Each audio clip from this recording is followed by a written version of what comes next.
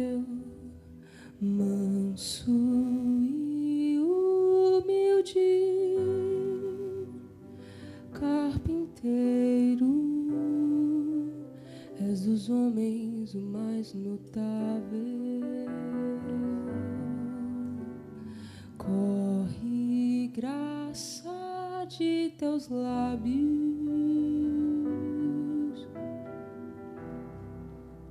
o teu cheiro é como mirra, exala óleo de alegria, defensor da verdade, é você, justo rei e juiz, forte, coração compassivo, é o teu manso e humilde carpinteiro. Aleluia. Jesus é lindo, né, irmãos? Jesus é lindo. Estava meditando sobre o livro de Romanos. Eu amo muito a carta de Paulo aos Romanos. Romanos é um livro também que é conhecido como o Evangelho de Paulo, porque é a forma que Paulo abordou a igreja de Roma a respeito de Jesus. E Paulo, ele começa a apresentar a Jesus para os romanos. Então, as boas novas de Paulo para os romanos está nessas cartas, né? Por isso é conhecido também como o Evangelho de Paulo aos romanos. No capítulo 1, Paulo já apresenta Jesus, né? Apresenta Jesus como aquele que nasceu, aquele que cresceu, aquele que morreu. E Paulo, ele vem dando uma crescente, sabe, em cada capítulo de Romanos. E o livro de Romanos, ele contém muitas verdades teológicas, né, a respeito, por exemplo, da doutrina da salvação, a doutrina da eleição. Quando chega no capítulo 9, Paulo, ele começa a apresentar um Deus, não um Deus exclusivo dos judeus. Agora Paulo, ele tinha que apresentar para os romanos um Deus que abraçava todo o mundo. Imagina Israel sobre o Império de Roma, e eles conhecendo o Deus de Israel, até então que era um Deus exclusivo do povo de Israel. Você até poderia se converter e se tornar um judeu por conversão, mas para os israelitas você não tinha direito à herança do Deus de Israel. Você poderia servir a Deus, mas não ter direito à herança desse Deus, o amor do pai ao seu filho. Agora Paulo, ele estava incumbido de levar para os romanos e apresentar um Deus que os abraçava também. É por isso que nós vemos lá no capítulo 9, Paulo, ele cita Oséias, lá no versículo 25, fala assim: chamarei de meu povo o que não era meu povo, e chamarei de minha amada a quem não era minha amada. Paulo está falando isso para os romanos, não é apenas aquele povo. Ele já tinha dito lá em Oséias que chamaria o povo quem não era povo dele, chamaria de amada quem ainda não era a amada dele. E Paulo começa a levar isso aos romanos no capítulo 9. Paulo, ele cita Isaías também, lá no versículo 27, fala assim: ainda que os filhos de Israel sejam como a areia do mar, o remanescente é o que será salvo. Mais uma vez Paulo tentando abranger o amor de Deus a toda a humanidade, inclusive os romanos ali, né, os gentios a quem Paulo estava pregando. Quando chega no capítulo 10, Paulo, ele começa a falar sobre a salvação. Paulo, ele começa a apresentar esse Jesus lindo que nós conhecemos como o único Salvador. E Paulo agora ele pega pesado né, no capítulo 10, no verso 10, ele fala assim: se com tua boca confessares ao Senhor Jesus, e em teu coração creres que Deus o ressuscitou dentre os mortos, você será salvo. Paulo está falando para os romanos: confesse a Jesus, reconheça Jesus, creia que Deus o ressuscitou, faça isso, e você será salvo. E Paulo ele continua no capítulo, versículo 11, né, do capítulo 10, Paulo fala assim: não há diferença entre judeus e gregos, porque um mesmo é o Senhor de todos. Paulo apresentando esse Jesus Salvador para os romanos. No verso 13 ainda do capítulo 10, Paulo fala assim: porque todo aquele, quem, irmãos? Todo aquele que invocar o nome do Senhor será salvo. A salvação é para todo aquele. Deus ele não está deixando ninguém fora, do lado de fora. O amor de Deus está alcançando todo aquele, todas as pessoas que invocar o nome do Senhor, esse será salvo. Quando chega no capítulo 11, Paulo ele está tratando um espírito de rejeição que havia sobre os judeus. Paulo nessa ocasião ele começa a citar os remanescentes lá, aqueles que Deus poupou, lá no livro de 1 Reis, capítulo 19, capítulo 20, que vai falar a história de Elias, que Elias ele se esconde na caverna, e Elias fica desesperado, né? E Deus fala para Elias assim: olha, não sobrou só você, tem os remanescentes, tem ainda 7.000 homens que não se dobraram, que não se curvaram. E Paulo ele começa então a se colocar no lugar deste homem, um remanescente que foi alcançado, foi eleito pela graça de Deus. No capítulo 11, Paulo ele fala sobre esperança. No capítulo 11, Paulo ele fala sobre ser quebrado, sobre ser enxertado na oliveira. Ele fala sobre os romanos, né? Ele fala sobre os judeus, que são os ramos que foram quebrados. E ele fala sobre os gentios, aqueles que foram enxertados na oliveira. Ele começa a dizer isso, sobre a graça que alcança, sobre a graça que nos envolve. E o capítulo 11 termina com uma doxologia. O que é uma doxologia? Doxologia é um poema, é um hino, é uma canção, que sempre vem após uma palavra. Paulo ele termina então com uma doxologia, e é essa doxologia que nós vamos falar nessa noite.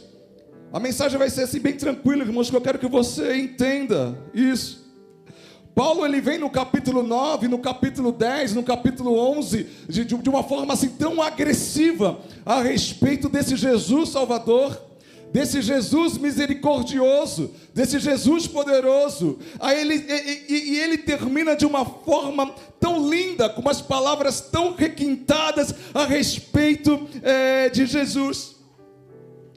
Do capítulo 9 ao capítulo 11, irmãos, Jesus...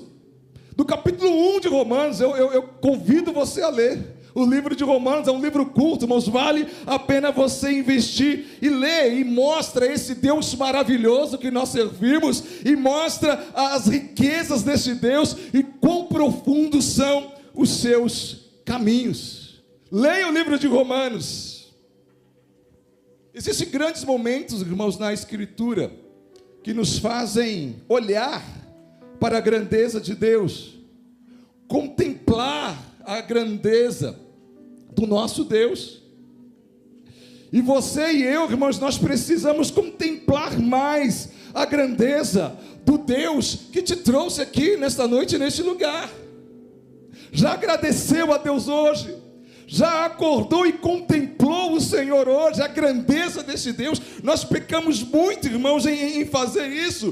Quando alguém experimenta Deus, fica maravilhado com as suas grandezas, fica maravilhado com a sua bondade, fica maravilhado com a sua misericórdia, fica maravilhado com o seu amor, fica, meu irmão, maravilhado com o seu ato de perdoar, a sua misericórdia que nos perdoa. Quando alguém experimenta a Deus, irmãos, vive uma vida de contemplação e uma vida de gratidão por aquilo que Ele tem feito pelas nossas vidas.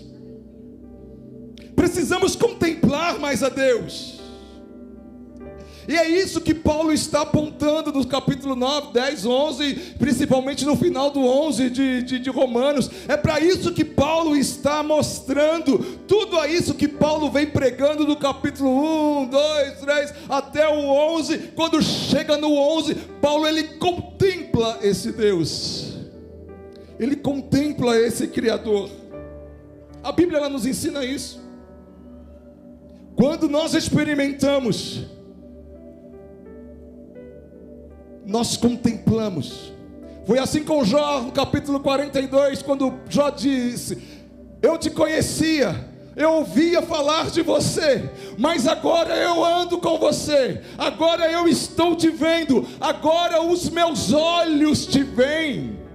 Entende, irmãos? Jó ele experimentou Deus, e o ato de Jó experimentar Deus agora faz com que Jó contemple a Deus. Agora eu estou te vendo, agora os meus olhos te veem. Quando nós experimentamos a Deus, irmãos, nós contemplamos a Deus.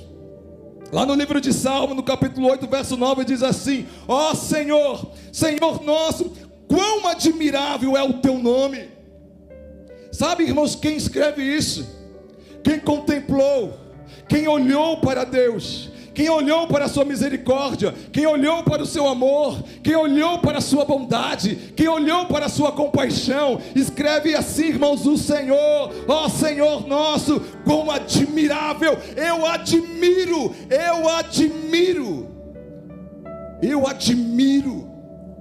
o teu nome. Irmãos, isso não é coisa de pessoas comuns, não é um homem comum, não é uma pessoa que fala assim: olha, eu admiro, quão admirável é o teu nome sobre a terra. Sabe o que é isso, irmãos?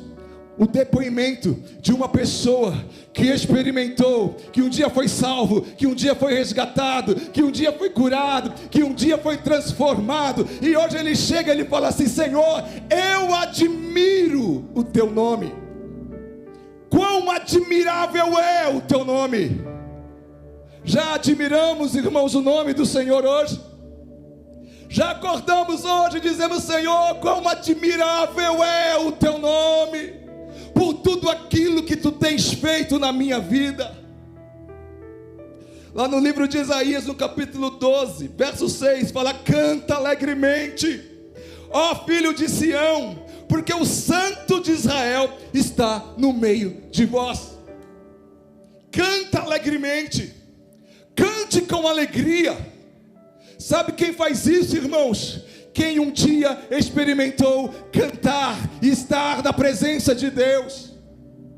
Por isso que no começo aqui nós estamos cantando com alegria. Canta com alegria quem um dia experimentou a salvação, experimentou o milagre, experimentou a restauração, experimentou a cura, experimentou a transformação. Cante com alegria, cante com alegria, cante com alegria, cante com alegria. É isso que o profeta Isaías está dizendo. Você experimentou a Deus? Deus um dia fez algo por você, então cante com alegria. Aleluia. 1 Crônicas capítulo 16, o verso 25 fala assim: porque o Senhor é grande. O Senhor é grande. Irmão, só pode declarar que o Senhor é grande quem um dia experimentou o Senhor grande. A Bíblia é um livro de declaração, de declarações de pessoas experimentadas, de pessoas místicas, experientes desse Deus. Porque o Senhor é grande, muito digno de louvor. Ele é mais temido do que todos os deuses. Eu podia continuar aqui, irmãos, e falar vários versículos a respeito da grandeza do nosso Deus, e pessoas que contemplaram esse Deus. Poderia ficar aqui citando. Quando nós experimentamos realmente a grandeza de Deus, nós somos movidos a declarar aquilo que Ele é. Quando nós experimentamos a grandeza de Deus, nós somos movidos a declarar o quanto incrível e maravilhoso Ele é. Concordam comigo, irmão? Somos movidos a isso. Quem já experimentou a Deus aqui? Está vendo? Eu tenho certeza que um dia você foi movido a declarar, que um dia você foi movido a dizer a respeito daquilo que Deus Ele fez na sua vida. E é o que nós estamos fazendo aqui. Aí chega no final do capítulo 11, verso 33. Abra a sua Bíblia.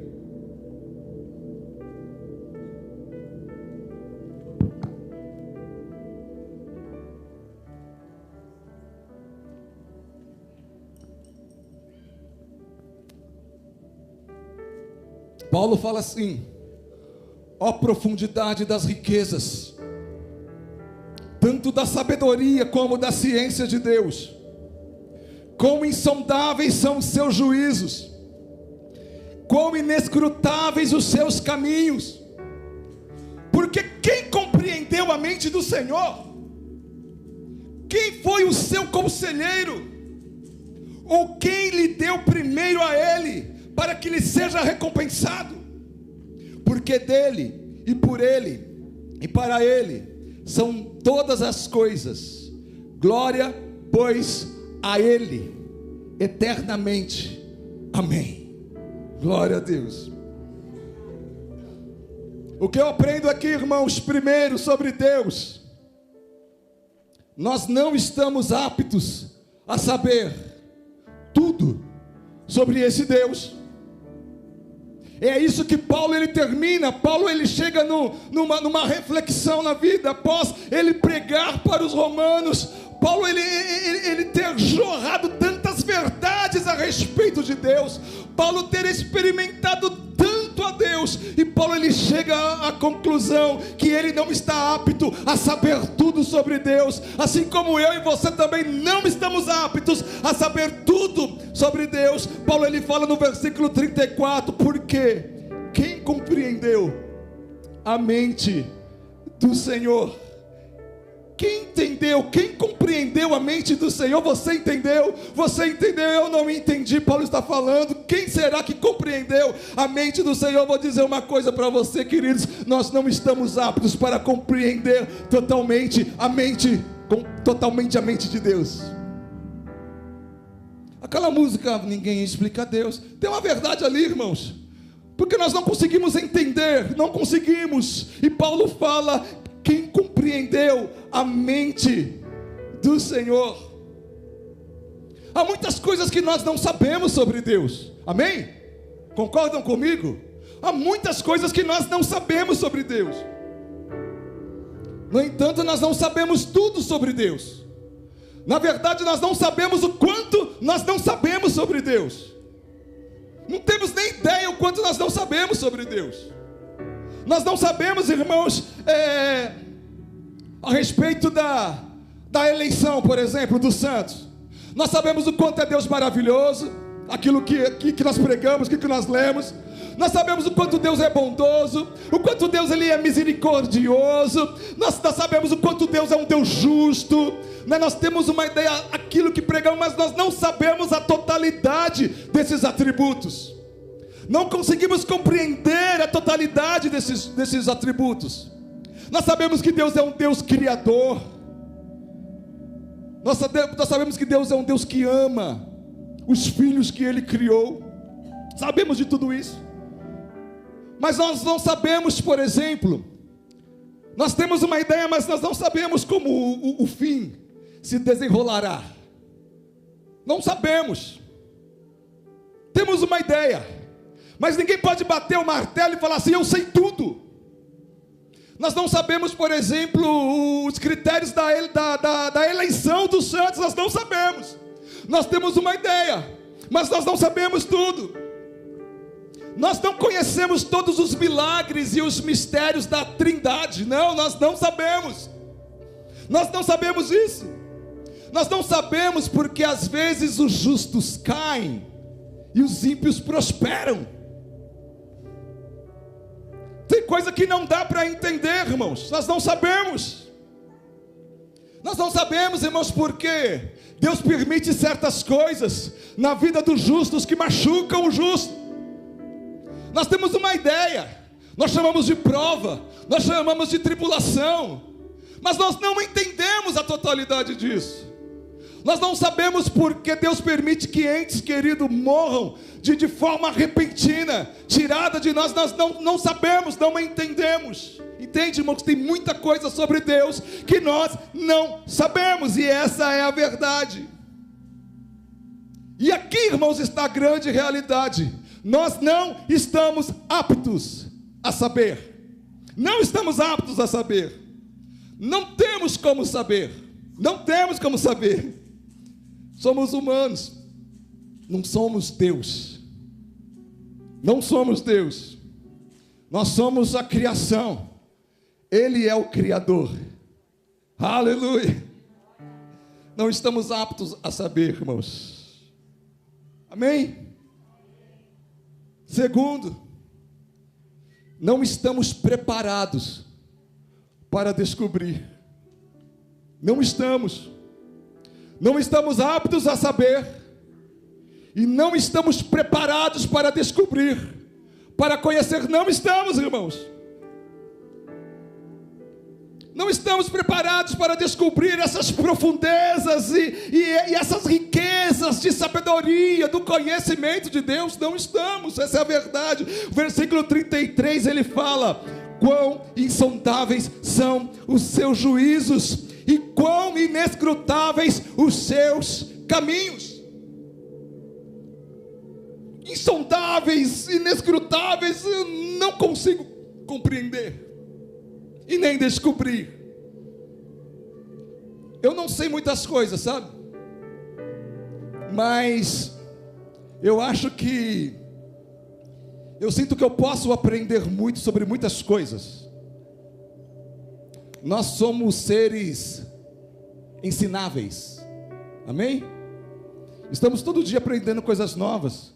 Irmãos, eu estou aprendendo tanta coisa nova ultimamente, sabe, com mudanças assim na minha vida profissional. Eu falo: meu Deus do céu, quanta coisa nova. Obrigado, eu ia pedir a fraldinha do neném, esqueci meu. Quantas coisas novas estamos aprendendo a cada dia.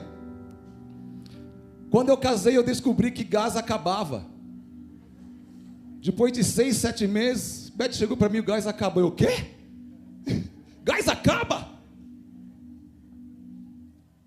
Eu descobri, irmãos, que as contas chegam, os boletos chegam.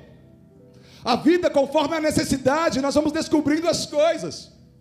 Começo do casamento, irmãos, quero um tal de Eletropaulo cortar a conta, a luz. Mas não é porque não tinha dinheiro, é porque por que os caras estão cortando a luz? Porque tem que pagar. Então você descobre que você tem que pagar, irmãos. E a gente vai descobrindo as coisas. Quando eu me tornei pai, eu descobri como que se troca fralda de neném.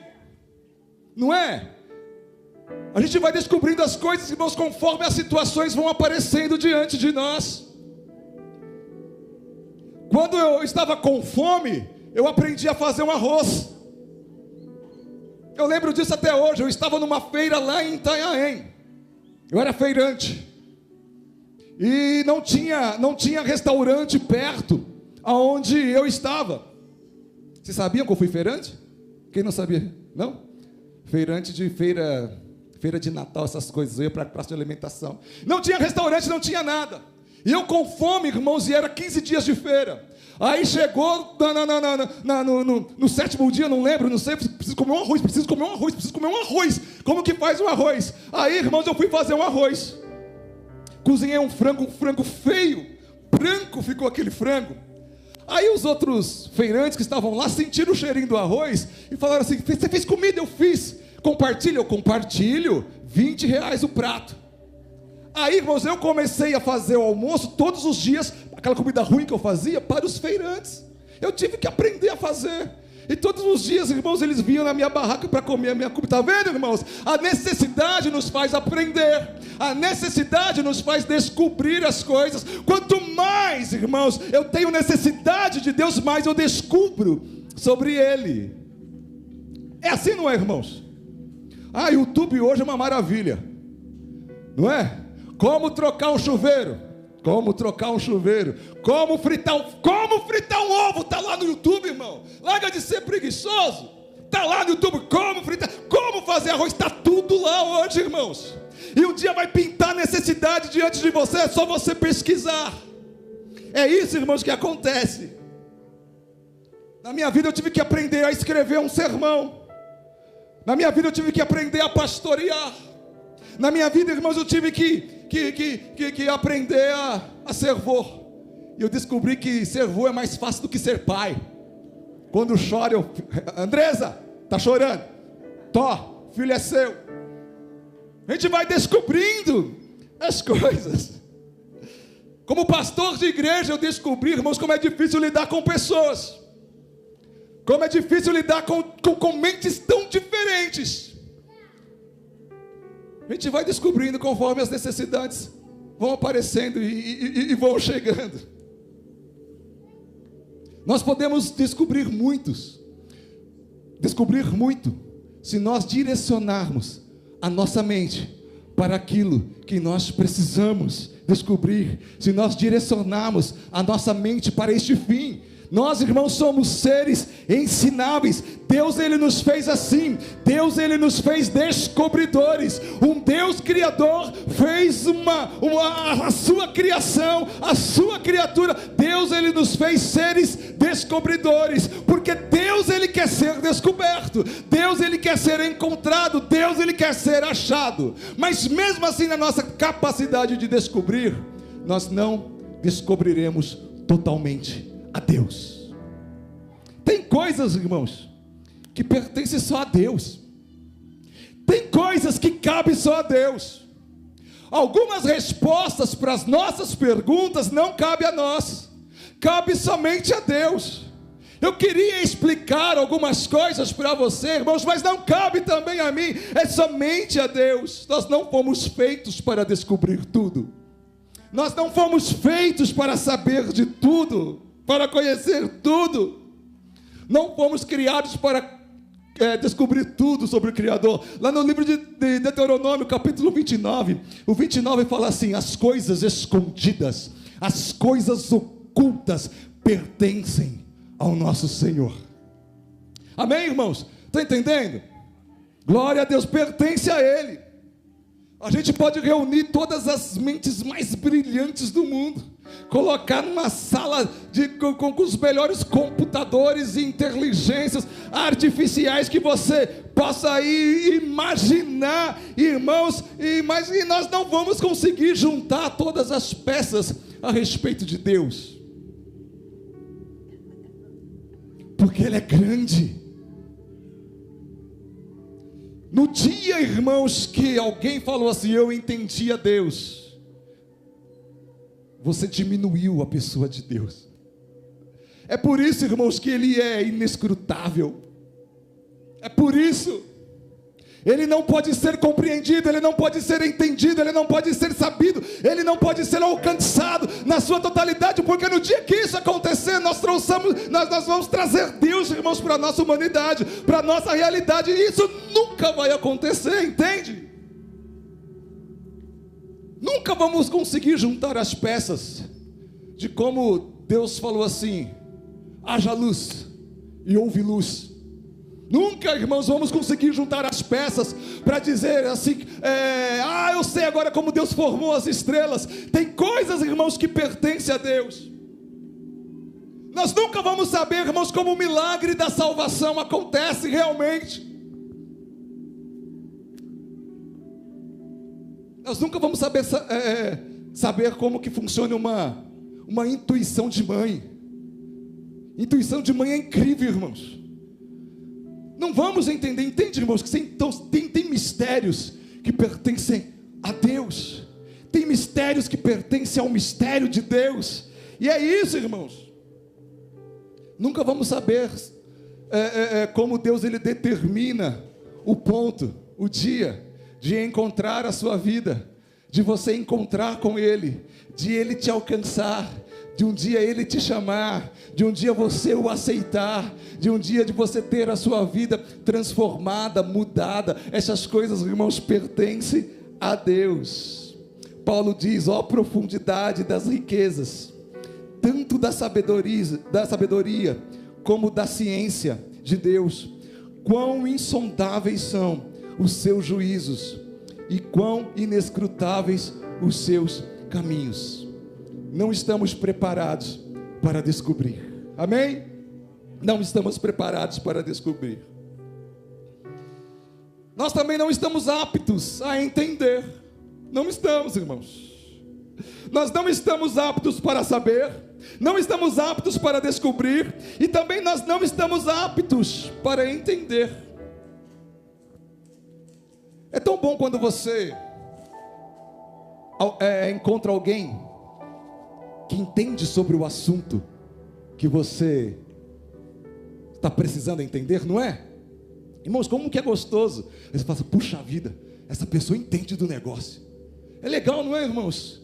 Como é gostoso saber que tem eletricistas que conhecem da parte elétrica, e mecânicos que conhecem da parte mecânicas, e bombeiros que conhecem da parte de socorros, né? E como é bom saber dessas coisas, e como é bom, irmãos, conversar com essas pessoas e conhecer o conhecimento delas. Como é bom saber, irmãos, que tem médicos que são especialistas, não é? E fala: puxa vida, esse cara sabe. Eu lembro que uns 15 anos atrás eu tive uma dor terrível, irmãos, no estômago, estava voltando da escola em Campinas. Eu disse: meu Deus, estou morrendo. Sou dramático, né? Você estou morrendo. Cheguei em casa e falei: estou morrendo. E eu fui no médico, irmão, ia no médico, no outro médico. E o médico: omeprazol. E continuava doendo. Aí um dia eu mudei de médico. Ele falou: o que você sente? Dor terrível. Eu falei assim: aqui. Ele falou assim: um triângulo assim? Eu falei assim: é isso aí, um triângulo. Ele falou assim: aqui está o seu intestino grosso, aqui está o intestino não sei o que, delgado, aqui o intestino tal. Essa dor que você está sentindo aí são dores intestinais. Vamos fazer o examezinho, fez um examezinho, está aqui, você tem uma inflamação crônica no intestino. Vamos tratar. Você não vai poder comer feijão, não vai poder comer milho, não vai poder comer essas coisas assim.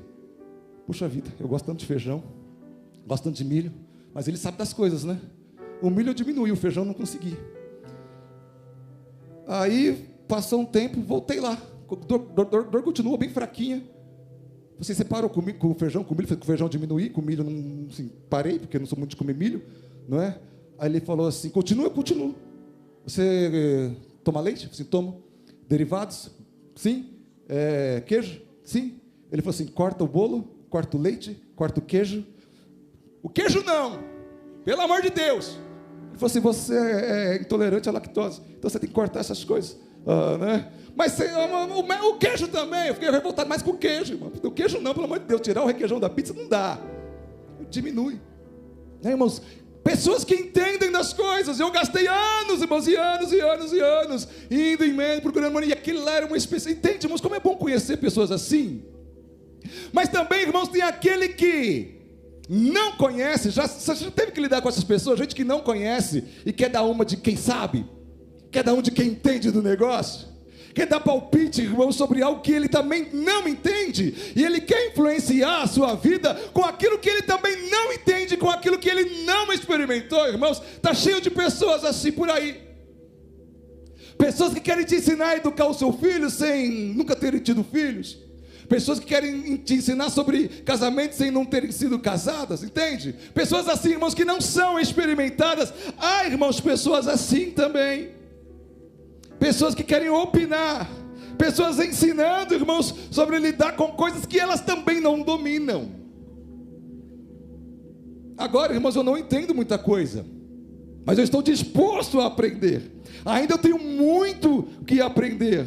Tenho muito que aprender sobre como pregar, sobre como liderar uma igreja, sobre como ministrar um louvor. Nós temos muito que aprender ainda. Eu tenho muito que aprender. Mas é irritante, irmãos, lidar com pessoas assim, que não entendem e querem opinar. Você tem que concordar comigo.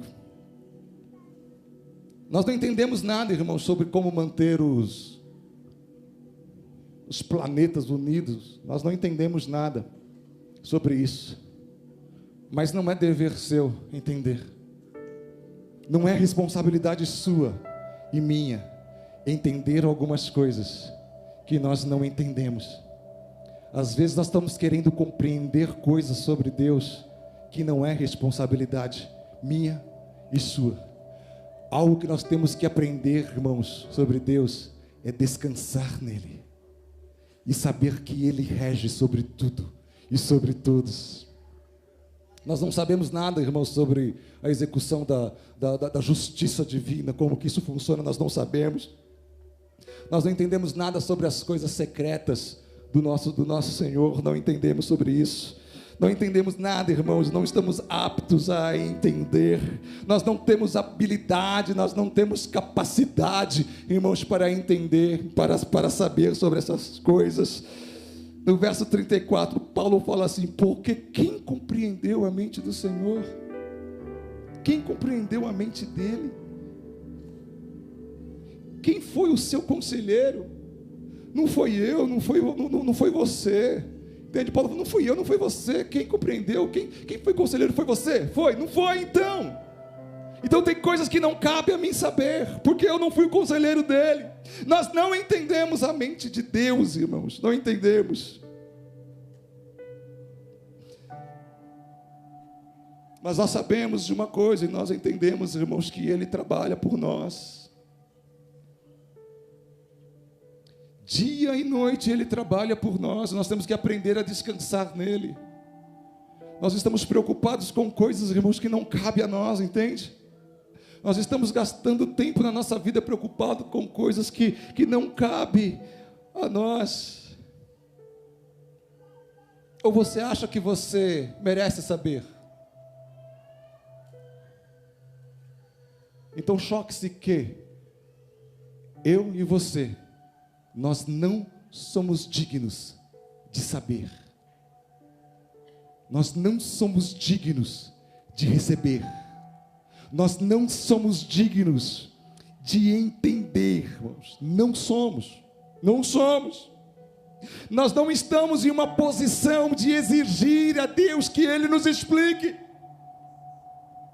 Nós não estamos na posição de exigir a Deus que Ele nos revele os seus segredos e os seus mistérios, apesar dEle ter segredos e mistério para nos revelar. Nós não podemos exigir isso dEle. Nós não estamos nessa posição, irmãos.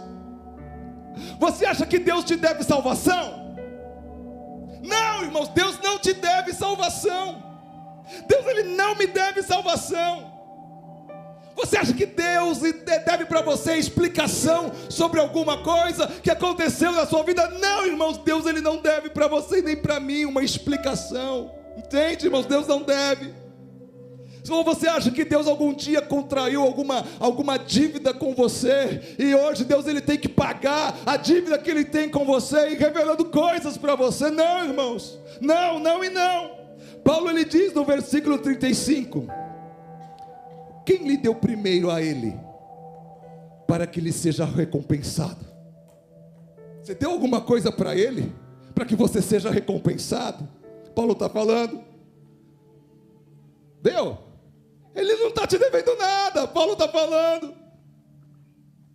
Em nosso pecado, irmãos, nós temos a Deus desrespeito, nós temos a Deus desonra, nós temos tantas coisas, irmãos. Nós temos a Deus desobediência, nós temos a Deus rejeição. Todos os dias, irmãos, nós pecamos dessa forma. Nós temos a Deus, irmãos, a desobediência. Sabe, irmãos, é assim, irmãos, todos os dias das nossas vidas nós estamos dando tantas coisas, sabe, para Deus. E eu acho muito engraçado aquelas pessoas que falam: eu reivindico, eu determino. Irmãos, você não pode determinar nada e reivindicar nada, porque quem está devendo para Deus é eu e é você. Nós devemos a Deus todos os dias. Devemos a Deus todos os dias. Mas quando a pessoa fala, eu reivindico, Deus olha para você e fala, coitado, não está na condição de reivindicar nada, de determinar nada. Se humilhe e descanse, descanse, descanse. Se nós demos, irmãos, a Deus desrespeito, desobediência, desonra, são os nossos pecados em Jesus, nós podemos reverter isso e dar a Ele louvores, dar a Ele glória, dar a Ele honra. É isso, irmãos, que cabe a nós, dar a Ele, dar a Ele, dar a Ele, dar a Ele o que Ele merece. Nós temos que dar.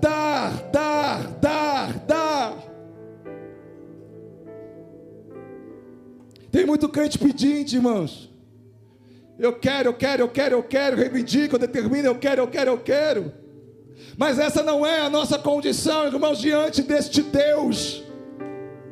Diante desse Deus misterioso, diante desse Deus poderoso, diante desse Deus incrível, diante desse Deus magnífico, nós temos que descansar nele. O que nós precisamos saber sobre ele, irmãos, está aqui. Paulo já revelou a nós o que nós precisamos saber sobre ele.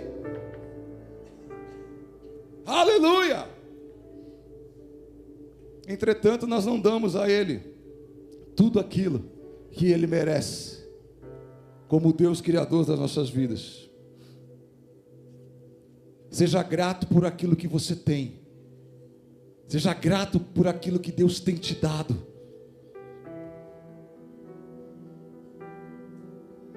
Uma vez Paulo reivindicou, Deus falou para ele assim: a minha graça te basta. O que você precisa de Deus, irmãos, é a graça dele, a graça dele, a graça dele sobre a sua vida, a graça dele sobre a sua vida. Deus, ele é grande, Deus, ele é maravilhoso, Deus, ele é poderoso,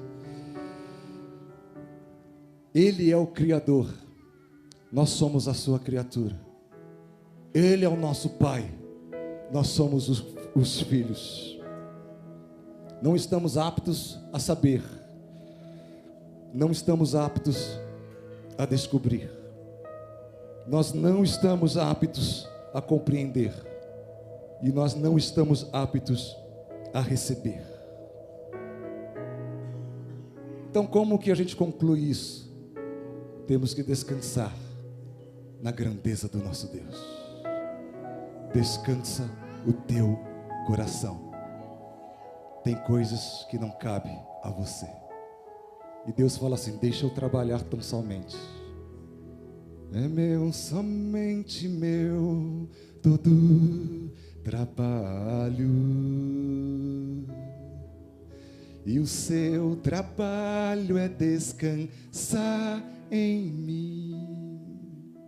Sabe, irmãos, você está se desgastando com coisas que não deveria se desgastar, e Deus fala para você: é meu, somente meu, todo trabalho, e o seu trabalho é descansar em mim. Amanhã, descanse no Senhor. Sobre a enfermidade, descansa no Senhor, crendo que Ele está trabalhando, que Ele está fazendo. Quero cantar uma canção. Oh, profundidade. Vamos cantar essa canção? Deus é Deus, irmãos, nós não somos. Deixa Ele ser Deus. Vamos ser servos. Vamos ser servos desse Deus. Vamos descansar nessa realidade.